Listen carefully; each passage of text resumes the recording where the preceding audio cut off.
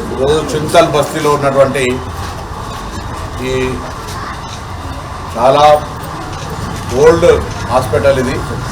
దీనికి సంబంధించినటువంటి proper treatment ఎలా జరుగుతుంది అనేది పర్యవేక్షణ చేయడానికి రావడం జరిగింది. సడన్గా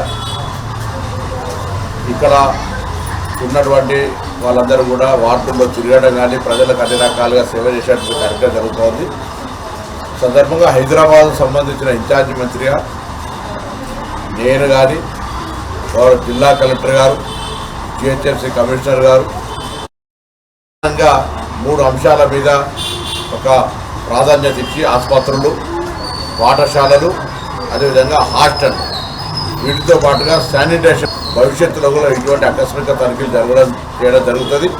జిల్లా కలెక్టర్ గారు చేస్తారు, జిహెచ్ఎంసీ కమిషనర్ గారు చేస్తారు. దాని తదుపరి వైద్యానికి సంబంధించి ఆరోగ్యాలకు సంబంధించిన అంశం మీద సీజన్ మారుతూ ఉంది. అన్ని రకాల జాగ్రత్తలు తీసుకోవాలని కోరుతా ఉన్నాం.